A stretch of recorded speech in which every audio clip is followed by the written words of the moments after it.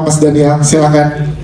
Ya, Berebut Jenazah ini kisah tentang seorang idol anggota girl band yang diperankan oleh Zara Adisti, gak hadir hari ini, yang meninggal dunia kemudian diperebutkan oleh dua orang tuanya yang beda agama. Mau dimakamkan secara Muslim kah, mengikuti agama ayahnya yang orang Indonesia, atau dimakamkan secara Buddhis mengikuti agama ibunya yang orang Jepang. Jadi cerita ini diceritakan dari point of view jenazah yang curhat ke penonton. Oh oke, wah luar biasa. Junior Robert, bagaimana kesannya untuk kamu bermain di film ini bersama Mas Dian Rifki, Zara dan juga Klik Film tentunya? Kalau kesannya sih sangat menyenangkan ya, karena kita syuting di Jepang ya. Itu pas Yes. di musim dingin lagi. Jadi cuman ada satu momen yang sangat-sangat bikin dingin banget ya kita, karena kita agak di kuil gitu, yang tinggi banget di atas, dan itu dinginnya luar biasa, dan di sana belum ada yang penghangat modern, jadi kita masih pakai api gitu lah, api unggun gitu. Jadi ya syutingnya sangat menyenangkan, dan aku senang banget bisa kesempatan dapat main di film Klik Film ini, karena filmnya sangat inspiratif dan sangat banyak yang bisa dicontoh dari film ini gitu. Berarti berapa lama Mas produksi di Jepang bersama dengan para cast, Mas Daniel? Produksi nggak terlalu lama ya, karena dingin jadi kita nggak mau lama-lama. Iya, kita syutingnya di musim dingin ya, Februari tahun lalu, dan Fukushima tuh memang posisinya ada di daerah pegunungan di Jepang, dan kuil yang tempat kita syuting memang di puncak gunung itu kayaknya deh. Karena dingin banget. Dingin banget ya. Junior sampai ditempelin heat pack di seluruh badan dan tangan ya, untuk biar dialognya datar gak. itu susah di situ. Itu tantangannya ada di situ ya. Dan kalau dari Junior dan juga Mas Dian, kenapa nanti teman-teman harus menonton film ini di Klik Film? Silahkan. Yes, Junior. Kenapa? Karena film ini ya tadi aku bilang banyak banget unsur pelajaran di film ini yang bisa dipetik, banyak banget, dan kalian juga kalau misalkan menonton film yang romance tapi nggak yang cheesy, itu di sini sih. Romance-nya itu dengan agama. Jadi sesuatu yang indah. Itu dia, tepuk tangan dong untuk. Oke, Telepon Tak Pernah Berdering ini cerita tentang seorang perjuangan perempuan TKI yang ingin merubah nasibnya, tapi di sana dia akan dieksekusi. Jadi pada saat itu, di era itu, ini sebenarnya periodik. Jadi di era itu kita Indonesia belum ada kerjasama bilateral dengan Arab Saudi, jadi tidak ada kabar, tidak ada info atau apapun gitu. Jadi di mana perasaan firasat anaknya. Jadi ini sangat film yang menyentuh sih gitu. Apa tantangannya Mas saat mengerjakan film ini, Mas Dian? Tantangannya panas ya. Kalau itu tadi sebelumnya Dingin. panas banget ya. Ini panas Nggak ya. ada apa-apa sih. Dan kenapa teman-teman nanti harus nonton film ini di Klik Film? Silakan Mas Dian. Sangat grounded banget dan menyentuh gitu sih. Tuhan yang tak pernah berdiri. Tepuk tangan untuk Mas Dian sebagai sutradara. Thank you. Bercerita tentang apa sih film ini sehingga menarik untuk penonton di Klik Film? Sebelumnya saya ingin memprotes tadi Pak Dudung bilang tidak ada yang tua di sini, saya tua. Itu aja dulu. Ada berarti kita lihat muda semua di sini. Muda. Iya. Kalau boleh diceritakan Bu ini atau Dinda Hao, film ini bercerita tentang apa yang udah boleh diceritakan ke teman-teman yang hadir? Silakan. Ya, film ini bercerita tentang kisah perjuangan rumah tangga. Sebenarnya banyak banget orang-orang yang merasakan ini, dan bagaimana setiap rumah tangga itu memiliki cobaan-cobaannya. Dan di sini juga mengajarkan kita untuk bagaimana cara menyelesaikan itu. Jadi bisa ditonton sama teman-teman. Dan di sini harus juga suami kan juga main di sini kan? Kebetulan sama suami saya juga yang qadarullah lagi kurang enak badan, jadi diwakili sama saya dan ibu. Gimana tuh waktu itu sama Ray? Waktu itu ngobrol untuk double project ini, muliknya sejauh mana kalau dari Dinda dan juga Ray? Kita tuh syuting nggak nyampe seminggu, dan proses readingnya kurang lebih 2 minggu ya kalau nggak salah waktu itu ya Bu ya. Ibu lupa karena ada 2 film di sini. Gitu. Jadi sebenarnya karena kita suami istri ya, jadi kita bisa reading di rumah juga gitu. Jadi sebenarnya nggak terlalu susah sih. Tapi ya karena banyak banget berantemnya di dalam film ini, jadi ya kita harus tonjolkan sisi yang berbeda aja sih. Mas aslinya juga ada berantemnya juga, cuman gimana ya, beda aja gitu sih. Indah Hao, terima kasih mewakili Ray juga yang belum hadir. Bu Nini Elgaru, kalau dari Ibu gimana? Apa pesan yang ingin disampaikan melalui film ini, Bu? Ini seakan-akan siapapun yang menonton ini seakan-akan berkaca. Ini bisa terjadi pada siapa saja, di mana saja, di keluarga-keluarga, terutama keluarga-keluarga Indonesia. Terus konflik-konfliknya itu juga sangat sangat membumi dan manis. Dia karena nggak pernah punya konflik yang keras, nih manis semuanya. Jadi kalau saya sih sudah biasa menghadapi itu semua. Baik, terima kasih. Tepuk tangan dong. Ibu seperti apa, Mas? Silahkan. Ini film tentang cerita tentang seseorang anak SMA yang tiba-tiba kehilangan ibunya karena kecelakaan pesawat, dan pesawat itu dianggap semua jadi korban, nggak ada yang. Tapi ada feeling atau apa dari anak itu bahwa dia kurang yakin bahwa ibunya meninggal pasti selamat.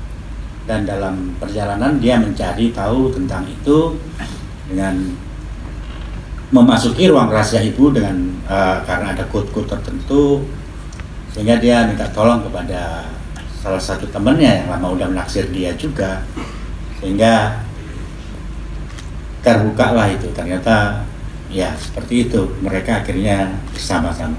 Iya sih, itu dia. Tapi belum boleh banyak di spill karena nanti lengkapnya akan ada di klip film. Namun kita pengen kejajaran pemain, boleh diceritakan sedikit tentang karakternya, tapi belum boleh banyak-banyak, dan gimana keseruannya saat berproses bersama dengan teman-teman cast yang lain di film Ruang Rahasia Ibu. Silahkan.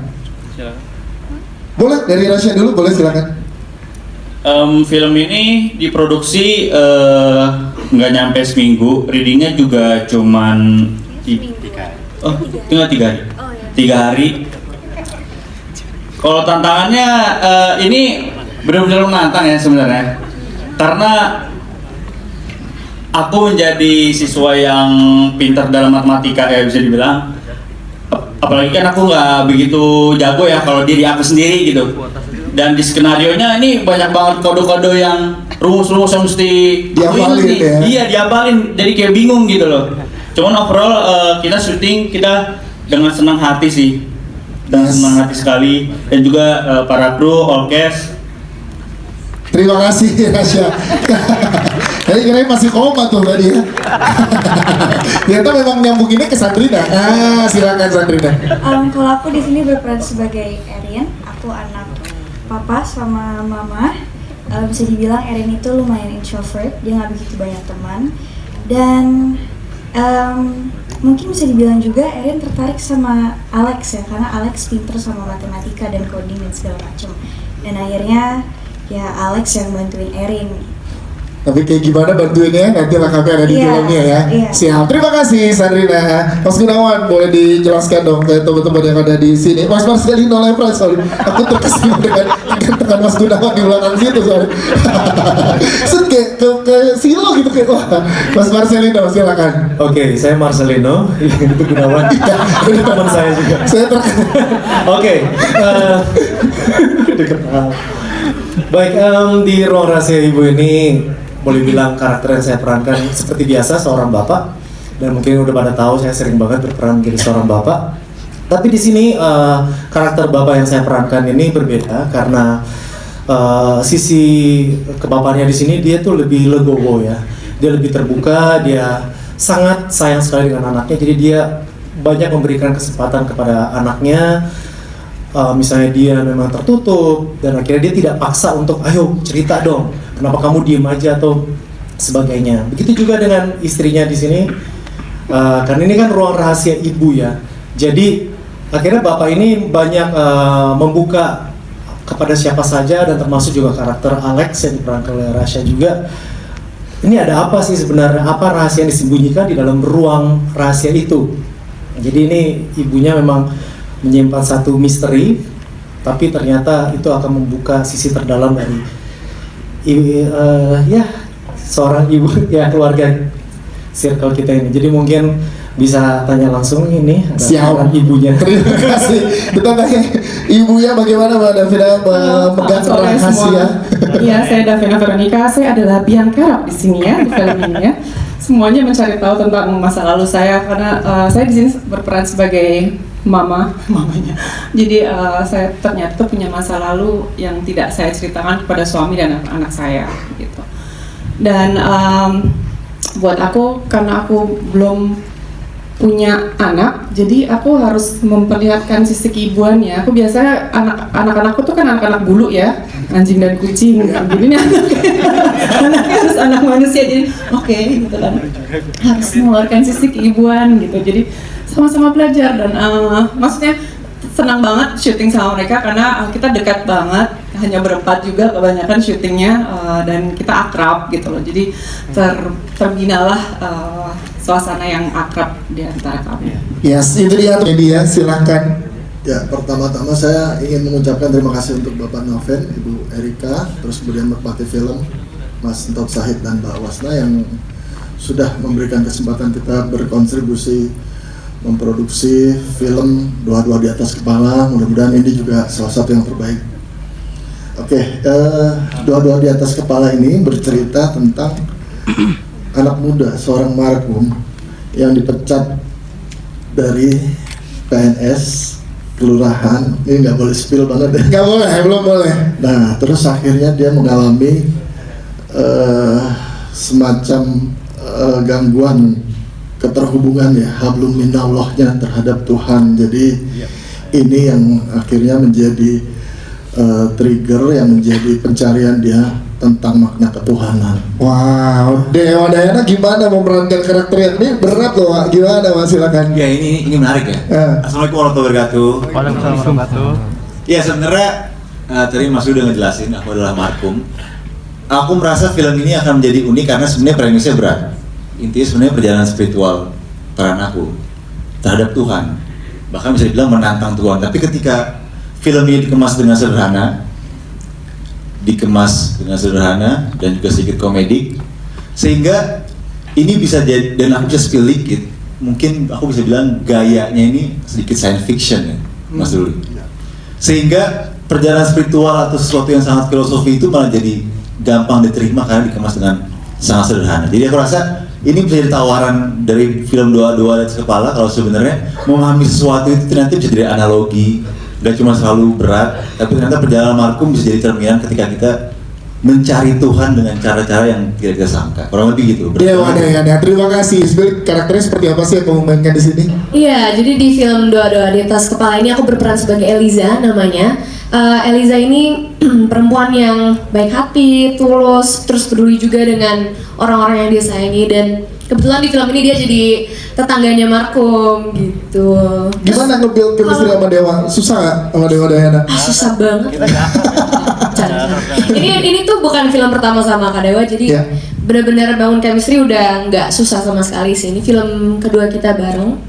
Jadi dan juga sama semua cast tuh sangat menyenangkan sekali, semuanya langsung akrab meskipun kita juga readingnya sebentar dan syutingnya juga nggak begitu lama, tapi benar-benar suasananya menyenangkan sekali. Yes, terakhir ke Mas Ruli, apa yang mau disampaikan? Kenapa teman-teman harus nonton film Doa-Doa di Atas Kepala ini, Mas? Ya, pertama sayang sekali Mbak Cut Mininya berhalangan untuk hadir ya. Ya, ini film yang sangat religius, yang sangat dengan pendekatan yang komedi, dan juga seperti tadi dijelaskan Mas Dewa, ini juga mengandung unsur entertain. Jadi sangat pencernaan untuk penonton ini sangat light, dan semoga ini jadi tontonan yang terbaik. Terima kasih. Tepuk tangan dong. Apa? Silakan. Ini kisah tentang pengkhianatan, dari fitnah, pengkhianat, karena ini cerita dari tahun 65 kemudian ditarik ke tahun 2014, sehingga agak ada 3 waktu di situ, tahun 65-an, 90-an sama 2014-an. Ini sebelum Senja berakhir ya seperti judulnya, ketika orang sudah tua mengalami satu kesadaran bahwa dulunya dia punya salah, dia punya doa, dia mencari itu untuk minta maaf. Nah itu roh itunya. Siap, terima kasih. Selanjutnya kita ke para pemain. Boleh dijelaskan karakternya masing-masing, mulai dari Cheryl Shenavia. Silakan Cheryl. Dari ASMR. Hai, saya Cheryl Shenavia. Saya berperan sebagai Sundari di film ini. Saya ngerasa film ini itu emang tidak ada yang bisa menceritakannya seperti Pak Edi Pras ya. Secara rasa penerapan di syutingannya gitu, aku ngerasa sangat terbantu oleh castnya dan tim produksinya, dan tentunya Pak Edi, terima kasih banyak atas bimbingannya. Itu aja sih. Ada tantangan nggak untuk Cheryl memerankan karakternya di sini? Tantangannya apa ya? Kita reading di rumah gue kali ya. Betul. Iya, kita kayak wah Pak gimana nih readingnya kok cuma 1 jam Pak gitu. Tapi ya udah akhirnya kita sebagai duo Sagi dan satu Gemini yaitu Yunita, kita mah bisain aja ya. Kuy aja. Kuy aja, gas terus ya. Cheryl, terima kasih. Selanjutnya ada Ibu Nini Alkarum juga di sini di film sebelum Senja berakhir. Ibu Nini kalau kali ini boleh dijelaskan. Oh, Rinaldi dulu, silakan. Rinaldi Zulkarnain, silakan. Oke, semuanya selamat sore. Sebelumnya perkenalkan, saya Rinaldi Zulkarnain. Memang di sini aku paling junior dibanding senior di sini. Salam kenal semuanya. Ya, kalau ya di sini aku berperan sebagai Beno. Beno itu adalah gambaran dari pria-pria zaman sekarang, gitu ya. Mungkin ada yang merasa terpanggil pria seperti apa gitu. Karena memang Beno ini dihadapkan oleh 2 pilihan antara keinginan atau kebutuhan, gitu. Yang dimana Beno ini dia tidak mengkhianati siapapun, tapi Beno itu hanya ingin mengejar sesuatu yang sebenarnya ada di kepala, sangat manusia, gitu, sangat manusia. Dan menariknya Beno ini ya bersama Sundari dan juga Senja itu Yunita. Ya memang yang paling sulit dari proses ini adalah yang tentu dibantu oleh Om Edi juga, adalah memilih Cheryl atau Yunita. Intinya seperti itu sulit sekali. Coba kalau aku tanya juga pasti yang lain akan kesulitan, harus milih Cheryl atau Yunita. Tapi akankah Beno memilih siapa itu terjawab nanti di film. Nanti akan terjawab. Oke, buat Rinaldi gimana biasa mengeksplorasi di dunia teater saat ini di film nih? Ya betul sekali, terima kasih Mas sudah di highlight juga ya. Jadi kebetulan memang aku adalah salah satu penggiat seni teater dan bangga sekali bisa berdiri bersama pelaku film Indonesia luar biasa. Kalau aku sendiri memang kalau bisa dibilang perbedaan antara teater dan film secara esensinya itu sama, tapi memang aplikasinya yang berbeda. Karena aku yang biasanya suaranya harus bulat terus, tapi kalau di sini aku harus kontrol. Selalu dibilang sama Cheryl, kontrol, siap. Dijagain sama Cheryl. Dijagain sama Cheryl. Katanya adalah chill. Rinaldi, terima kasih sudah bercerita, thank you. Sekarang kayak Ibu Nini Alkarum, udah bisa diceritakan ke teman-teman nih, silakan. Saya tuh cuma takut kalau film ini jadi saya akan dimarahin sama anak saya. Kenapa? Karena dia kan bilang gini, Mama nggak kasihan ya, secantik itu mudanya Mama, katanya gitu. Jadi dia pasti dia akan protes. Kok secantik ini kok mudanya si ini? Ya, saya di sini memerankan orang demensia, dan untuk saya karena saya ya mau nggak mau my other side of midnight adalah psikolog. Jadi saya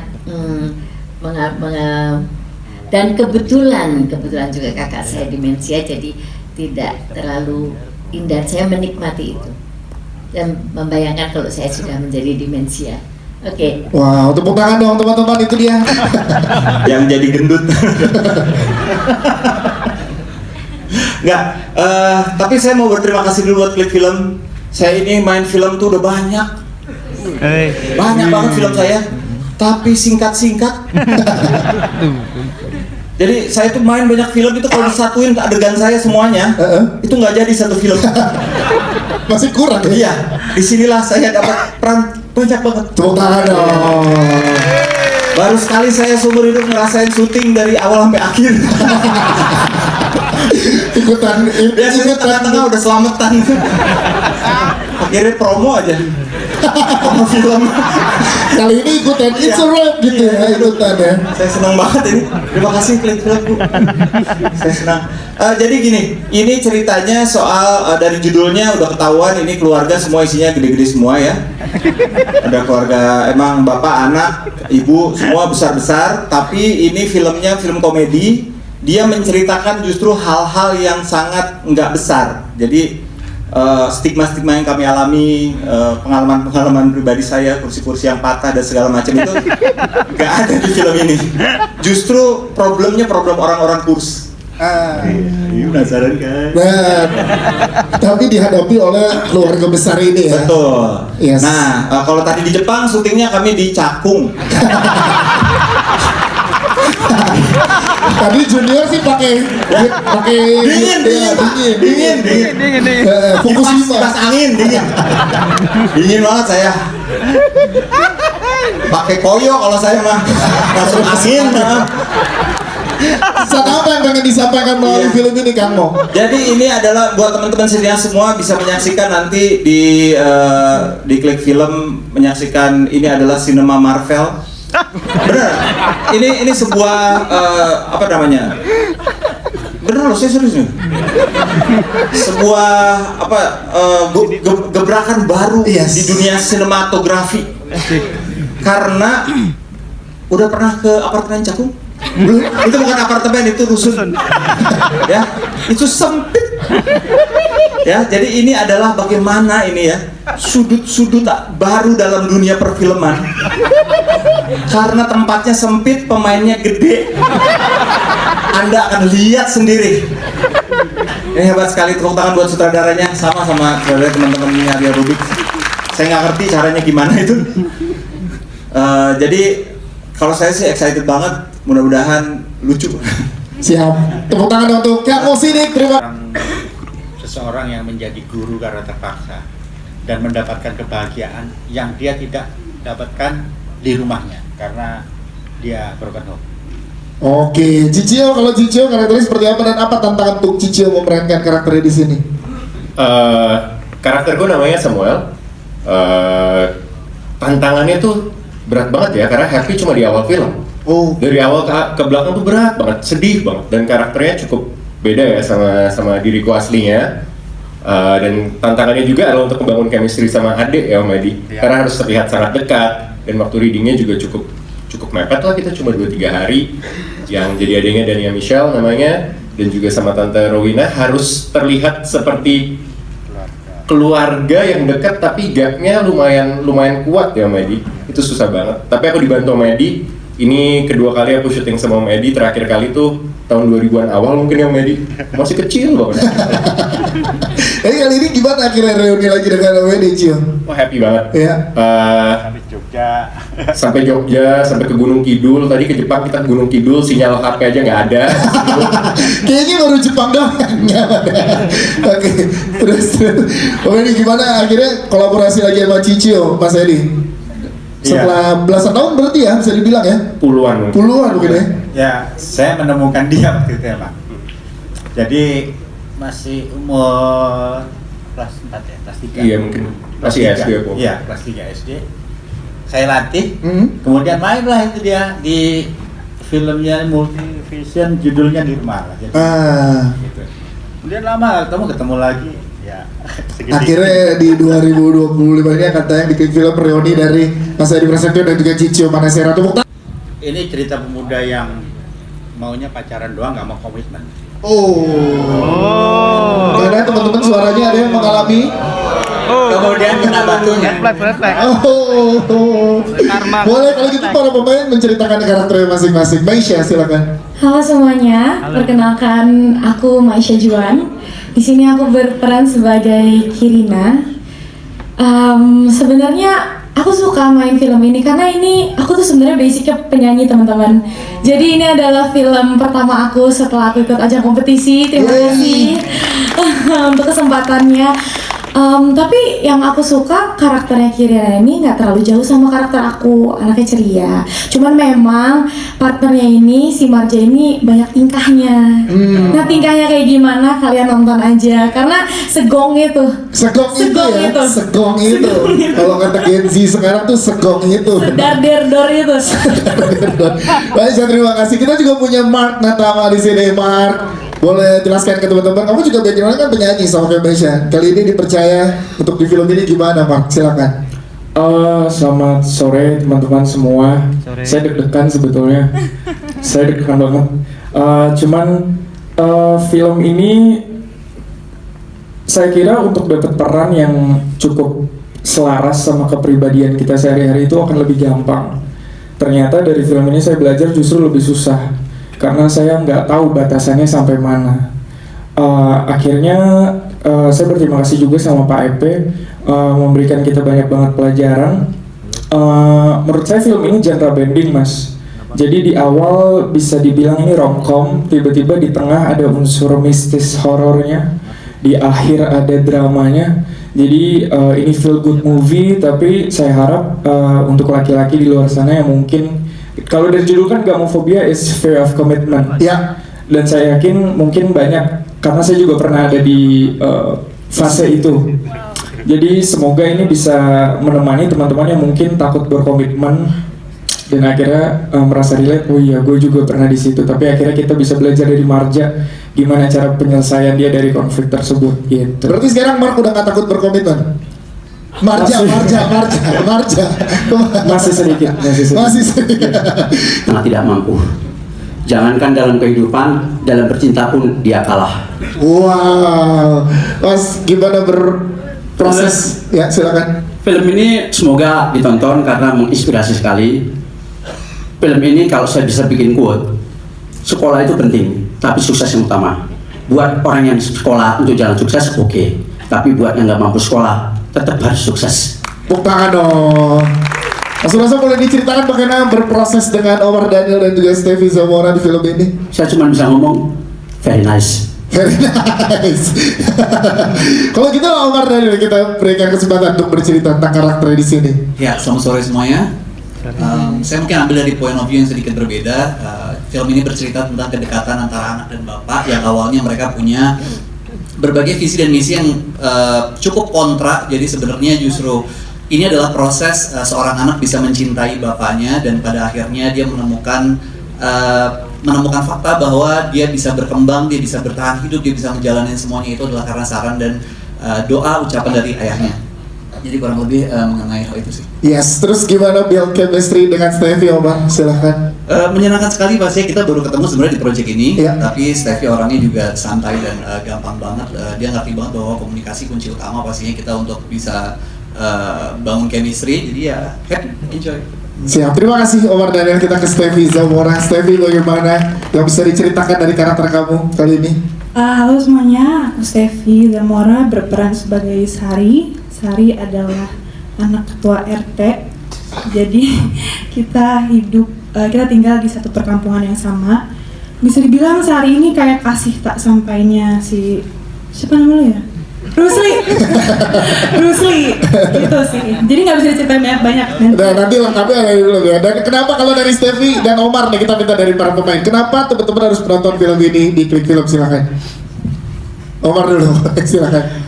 Kenapa? Karena dalam film ini banyak sekali dialog dan pesan-pesan yang disampaikan terutama di sini menurut saya oleh ayahnya yang diperankan oleh Om Cok Simbara. Luar biasa sekali, bisa dipetik dan diterapkan di kehidupan kita pastinya. Kalau dari Stevie? Menurut aku ceritanya lumayan deep tapi dikemasnya sangat asik tapi sedih banget juga. Siapa? Kayaknya sih tadi datang kalau salah. Ada tuh. Assalamualaikum warahmatullahi wabarakatuh. Selamat sore semuanya. Film ini bercerita tentang kehilangan, bertahan hidup, dan berjalannya waktu. Menurut saya. Jadi kami ini kehilangan sosok penggerak di rumah, which is adalah ibu, ya, orang yang menjadi sumber keriaan, sumber solusi, dan kami kehilangan itu. Bagaimana kami bertahan hidup dengan karakter masing-masing sementara roda penggeraknya nggak ada, nah itu yang jadi menarik. Siap, terima kasih Mas Surya. Claresta, kalau Claresta gimana? Boleh ceritakan karakternya di sini, Claresta? Satu aja cukup Mas. Saya Claresta Taufan berperan sebagai Dinar, anaknya Pak Nawawi dan kakaknya Muzaki. Muzaki Adi. Nah, seperti yang tadi sudah diceritakan sama Om Surya. Jadi ketika ada satu sosok penggerak yang hilang, kita harus tetap berjalan hidup dengan problemnya masing-masing. Tapi sering berjalan waktu, tapi ternyata kita menemukan fakta-fakta baru dalam keluarga yang dirahasiakan, tapi sebenarnya untuk kebaikan.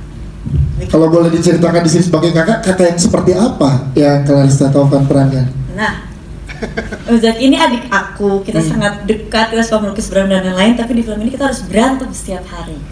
Begitu, tapi ada satu hal dalam keluarga ini yang akhirnya bisa itu endingnya rahasia. Itu rahasia, belum boleh. Iya. Siap, terima kasih Claresta. Selanjutnya Muzaki Ramdan, silakan kalau Muzaki. Halo semuanya, saya Muzaki Ramdan. Saya berperan sebagai Adi, adik dari kakak Dinar, yang sepanjang film isinya aku kayak cuman ini kakakku ngapain sih? Terus pokoknya Adi itu merasa kedua orang tuanya selalu memprioritaskan kakaknya. Jadi sepanjang film dia kayak gitu. Rasanya kayak gitu ya. Ini kan untuk Mas Indra, silakan. Oh ya, film ini bercerita tentang sebuah keluarga ya, orang tua muda dengan satu anak tunggal perempuan gitu. Mereka punya permasalahan masing-masing. Ketika ada masalah, mereka sepakat untuk cari hiburan lah gitu ya. Mereka ke rumah neneknya gitu. Nah, cerita dari film itu terjadi dalam suatu mobil. Gitu. Ini film road movie sebenarnya nih. Iya. Ya, road movie-nya muter-muter aja di bumi perkemahan Cibubur kita syutingnya. Ini Jepang Cakung. Gua Cibubur aja. Tapi dingin juga itu. Tapi dingin juga Mas. Dingin juga. Dingin. Masih musim hujan. Itu tantangannya itu gitu. Tantangan itu ya. Jadi jalan terakhir itu ya nantilah, maksudnya akan berakhir di mana gitu. Teman-teman silakan nonton aja. Siap, terima kasih Mas Gunawan. Perannya seperti apa di sini yang udah boleh diceritakan? Sebagai anak muda nggak mungkin ya, seorang ayah, orang ayah yang punya anak satu dan istri di sini sangat butuh acting yang lebih karena kita main bertiga. Terus terang kita syuting dari film ini 100% kira 60% itu mainnya di mobil bertiga terus. 60% ya 60% di mobil. Jadi gimana kita menghidupkan suasananya, terus kejadian-kejadiannya kita harus memang kebetulan alhamdulillah saya dibantu dengan Mas Indra cukup membantu untuk mengekspresikan atau menghidupkan suatu naskah ini. Siap, terima kasih, tepuk tangan. Saya ingin berterima kasih dulu untuk Klik Film karena ini adalah program kolaborator dari Klik Film dan Jogja Film Academy. Jadi kita kalau di sini teman-teman mungkin dari senior-senior yang senior, jadi saya mungkin di sini baru lulus yang bikin film dan kebetulan itu juga di wadai oleh Klik Film juga. Jadi terima kasih untuk Klik Film sebelumnya. Jadi udah ngasih kesempatan buat kita untuk bisa berkarya. Kalau ceritanya boleh diceritakan Mas? Kalau untuk Misteri Bilik Korek Api ini menceritakan tentang kelompok penghuni panti asuhan yang dia itu pindah panti asuhan karena himpitan ekonomi, tapi di panti asuhan yang baru itu dia menemukan salah satu ruangan yang dia bisa mengabulkan apapun mulai korek api, tapi dia punya resikonya. Dan selain resiko itu juga dia ada masa lalu yang kelam di rumah itu. Oke, siap. Terima kasih. Selanjutnya kita ke para pemain, boleh ceritakan karakter kalian dari Maisha Kana, silakan. Sore lagi semuanya, hai. Di film ini aku berperan sebagai Dina.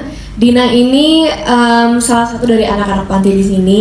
dan dia itu yang paling kakak di sini, jadi paling tua antara adik-adiknya. Nah Dina ini dia tuh sangat peduli dan sayang banget sama adik-adiknya. Jadi selama di film ini juga semua yang dia lakuin itu demi kebersamaan dan juga yang paling baik lah buat adik-adiknya. Dia selalu memikirkan itu dan ya itu. Siap, belum boleh di-spill banyak-banyak ya. Maisha dan terima kasih. Selanjutnya Nafiza Fatiarani, silakan Nafiza. Halo semuanya, perkenalkan nama aku Nafiza Fatiarani. Aku berperan sebagai Luna di film Misteri Berkoran Api. Jadi Luna ini adalah sesosok orang yang misterius dan juga anak baru di pantinya Dina. Dimana pas awal-awal film kita musuhan ya. Nah kita itu film. Tapi di akhir film ada deh pokoknya. Luna ini adalah cucu dari seorang dukun, neneknya adalah dukun dulu, dan Luna ini dijauhi oleh orang-orang. Jadi bisa dibilang Luna ini introvert orangnya, dan dia menutup diri dari orang lain, menutup diri dari Dina, dari ibu panti asuhan dan anak-anak yang lain. Jadi bisa dibilang karakter ini adalah karakter berbeda dari karakter-karakter aku sebelumnya. Dan ya itu tantangannya sih. Yes, itu dia, tepuk tangan.